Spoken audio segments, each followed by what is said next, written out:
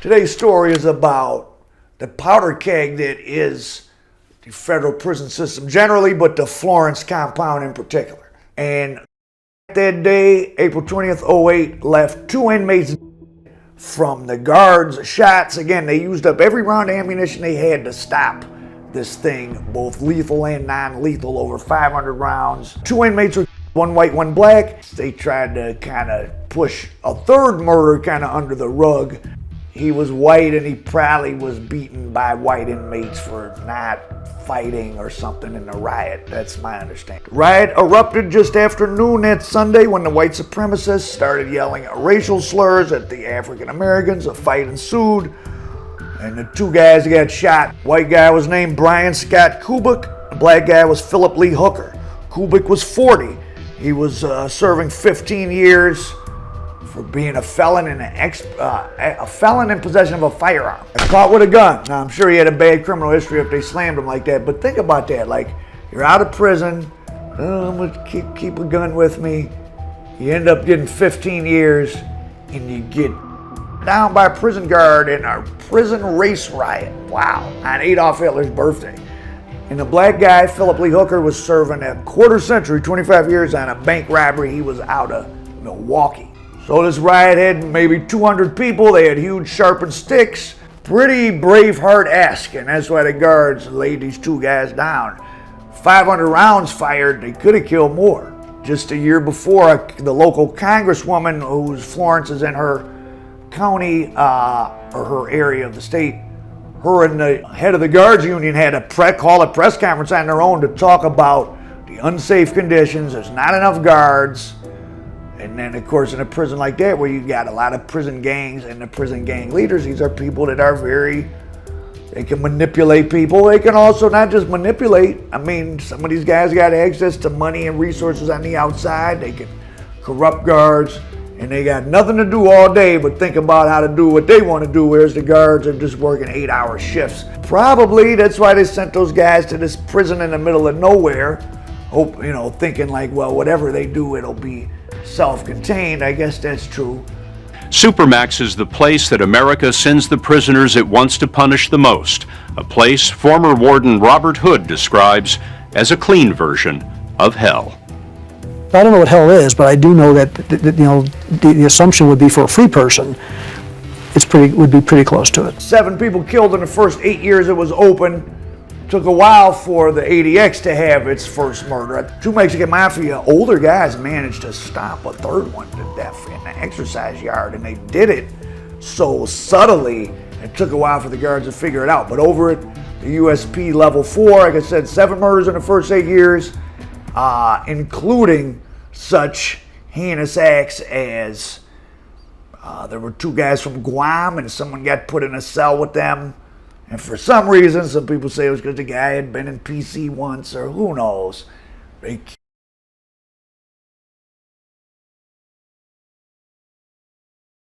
Pretty brutal. And supposedly, the guy told the guard when he walked by, you got to get me out of this cell. And he just looked at them and they were playing cards. The other guys were playing cards and said, who's winning? And, then he didn't make it much longer. Another incident, now this shows whether it's understaffing or the guards don't care, a little bit of both. A guy, again, a paranoid, this guy obsessed with snitches, someone in a cell beat him to death. Took 4 days for the guards to figure it out. They were doing counts. 4 days for him to figure out this guy was dead. So no wonder they were able to have a 200-person melee on Adolf Hitler's birthday.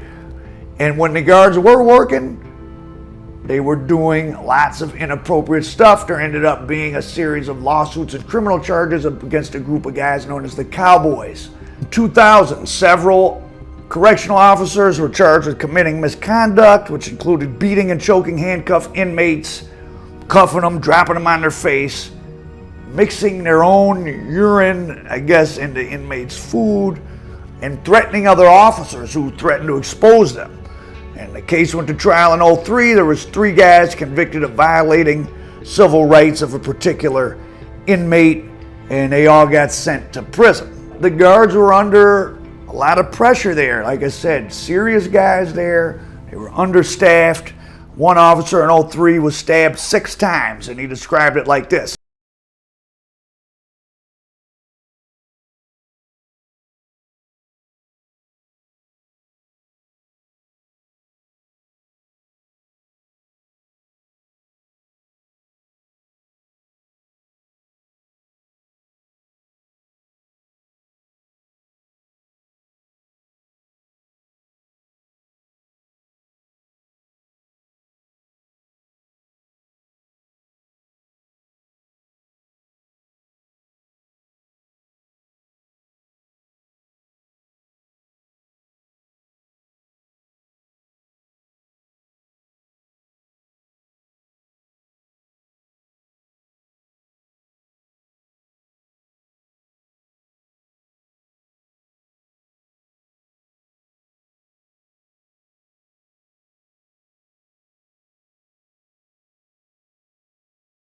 Bomber Richard Reed.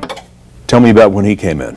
We're escorting him down, and his eyes are getting bigger and bigger. He's realizing I'm in trouble. The Hispanic guy that turned Muslim and threw a grenade in a tent when he was a military guy. The Boston Marathon. So lots of terrorists there. 22% of all the people in Florence, Supermax, are Muslim. There have been concessions to the Islamic terrorists. We got a hold of the commissary list and we found prayer rugs for $18 and a menu with no pork. A lot of white supremacists, several members of the Order. The Order was around in the mid-'80s. They robbed armored cars, killed some guards. They machine gunned the Denver radio host Alan Berg. He was really outspoken and would love to take on racists.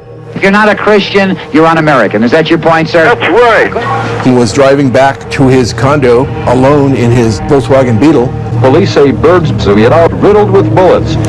David Lane was part of the Order. He's the one who coined the 14 words. So if you ever see white supremacist stuff, you see the number 14 that's associated with white supremacists, the 14 words. King Blood started the Latin Kings, Luis Felipe. You got, of course, El Chapo, Juan Mata Ballesteros. He was Honduran. He's the one who first connected the Colombians to Mexico in the 80s. Multiple spies. So the middle-aged, very regular-looking white guys in there. They ain't child molesters. They're spies. Robert Hansen, once called the most damaging spy in FBI history for selling national security secrets to Russia, died today in a Colorado prison. Officials say Hansen was found unresponsive in his cell and he couldn't be saved. Hansen pleaded guilty more than 20 years ago to 15 counts of espionage after raking in nearly $1.5 million in cash and diamonds. He was 79. Founder of the Los Zetas, the last living brother of the Arellano Felix cartel, was in there. I think he got released. One of the Beltran-Leyva brothers. You got a bunch of mafia bosses, Gas Pipe Casso, Jimmy the Man, and Joey the Clown out of Chicago. Sammy the Bull, of course, was in there. Tonight we're starting a 4-part series that sounds like it's straight from a Hollywood movie, except it's very real, and it happened right here in Chicago. A man hid containers of cyanide underneath a CTA tunnel right in the heart of downtown. Wannabe comic book level villains, Dr. Chaos and Dr. Rashid. Dr. Chaos is out.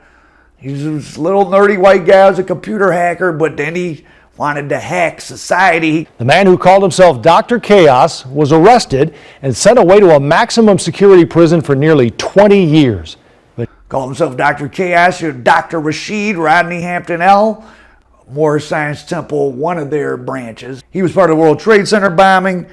And then, of course, you got a couple Mexican Mafia, Nuestra Familia, New Mexico Mexican Mafia. So the gang guys are all slammed down. Terrorists, 22% Muslim. Now, the gang with the most people, of course, Larry Hoover's there, Jeff Fort. The gang with the most people I could count, because you can't get a real full list because it'd be a security violation. Might have been at one point the Aryan Brotherhood. They had Barry Mills, who's dead now, T.D. Bingham, John Greshner, who ended up becoming a snitch, Tommy Silverstein, and there might have been another one or two. Now, does that mean the Aryan Brotherhood is the most dangerous gang and this, that, and the third? It's very interesting when you know the backstories of stuff, because there was like a scandal there in the Florence compound involving, there must another Aryan brother, Danny Weeks. Not sure if, I think he might have been on the level 4 side. Danny Weeks dropped out. Aryan Brotherhood snitch. But he broke the story, and this wasn't picked up in major media, but I found some articles about it, about H-Wing. H-Wing didn't even officially exist. It was where all these prison gang dropouts, but I think it was pretty much all Aryan Brotherhood. And it's like, he said the inmates who dropped out and told on the Aryan Brotherhood stuff, they were hamming it up to make themselves more valuable, right? If I'm going to be a snitch, well, the worse the person I'm snitching on is, like Sammy the Bull with John Gotti, the worse the person I'm snitching on is, you know, the more valuable I am. So they're in there watching X-rated movies, food brought from the outs, living pretty comfortable. The prison denied it, but then there was some training tapes that clearly had been made with interviews with these guys in some wing of the prison. So the H-Wing thing was probably true. Danny Weeks, not sure what happened to him, but he snitched on the snitches. And not to say the Aryan Brotherhood didn't do a bunch of stuff and dangerous, I'm sure this idea that they have sit alone as some special thing in the prison. They're a group of very violent guys who can get other people to do violence for them sometimes. So are other groups of people. But maybe this set of snitches in H-Wing, who's keystone to the big 2006 RICO against the Aryan Brotherhood, where they tried to give the DEATH penalty to Bingham and Mills and some others, but didn't get it, made the Aryan Brotherhood seem maybe a little more organized and sophisticated. Not that they weren't, but they maybe hammed it up somewhat. So it's a little interesting side note. Remember, people are doing life. These guards don't make that much money, but they're interacting with people that are powerful, crafty. Some inmates are millionaires, right? They were doing stuff in the street. They got power in the street. Sure, a lot of these guards seem like you'd have to have a weird personality. Speaking of which, one of the guards accused in the Cowboys case, so this Joseph Princip was placed on paid home duty for months based on allegations he was involved in schemes with the AB to running drugs and targeting different inmates. So the LA indictment alleged that the Aryan Brotherhood bought information from Princip and paid him to file false reports on the AB's instructions. And Danny Weeks claims that the H unit lied about Princip. Princip is characterized by former co-workers as a violent speed freak with a God complex. He ended up serving time. This is a guard we're talking about. He served time in the Colorado Department of Corrections, a state pen, for assaulting and menacing an ex-girlfriend and a drug dealer.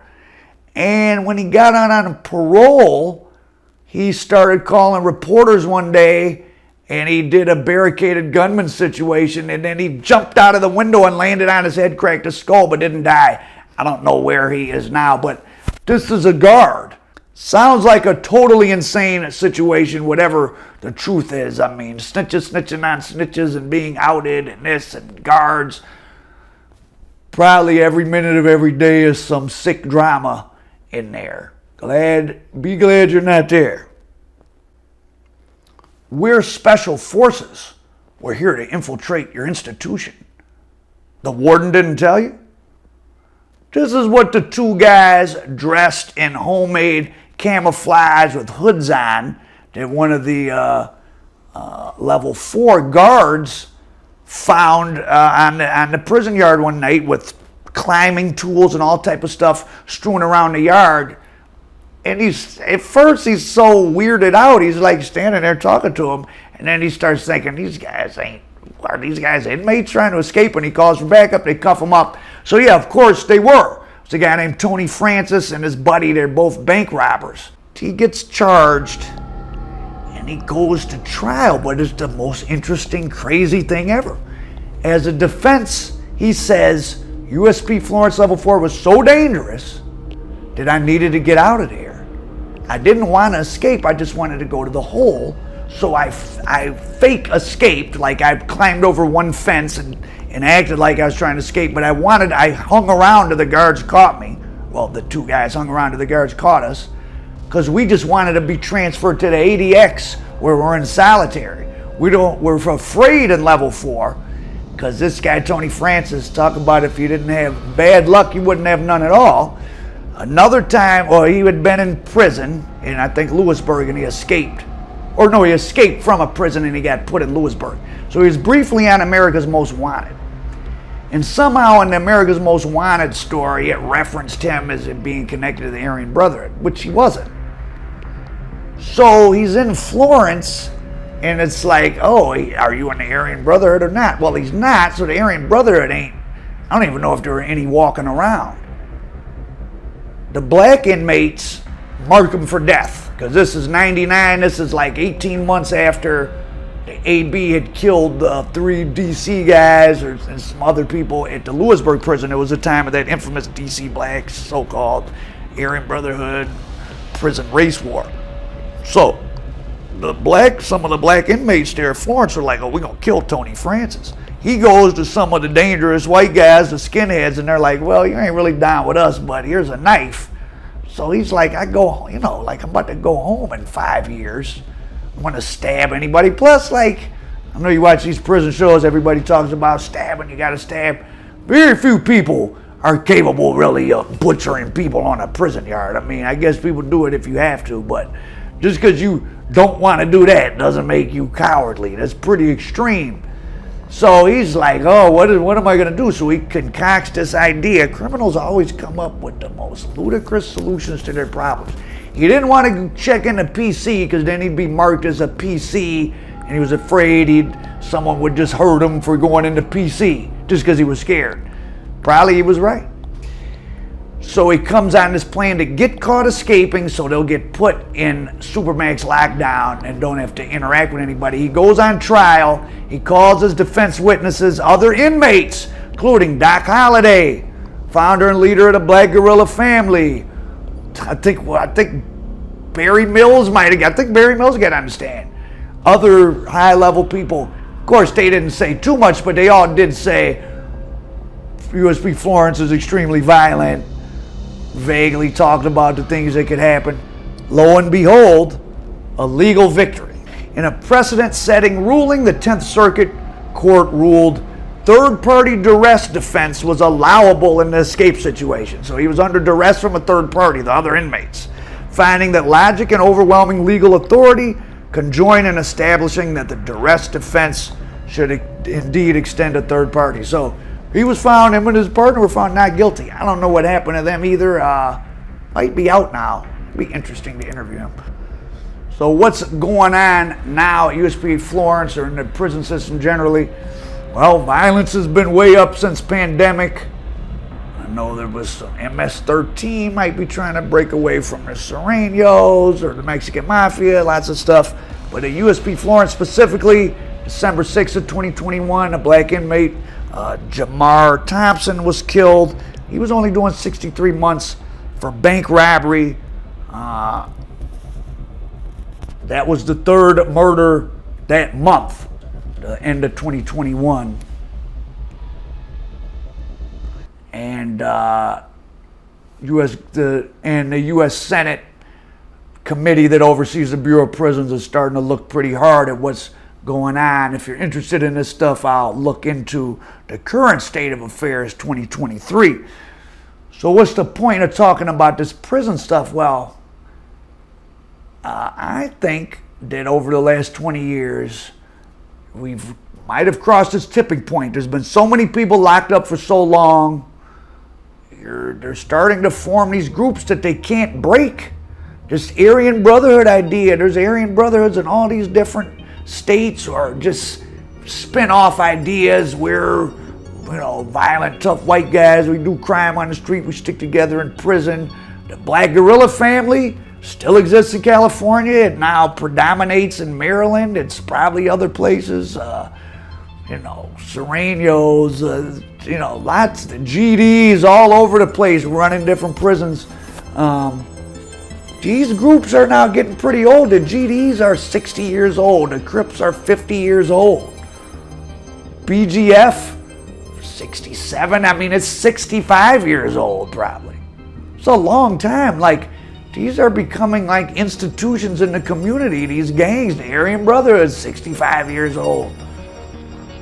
things that, you know, either something dies out pretty early or it stays a long time. So I don't think these are going away.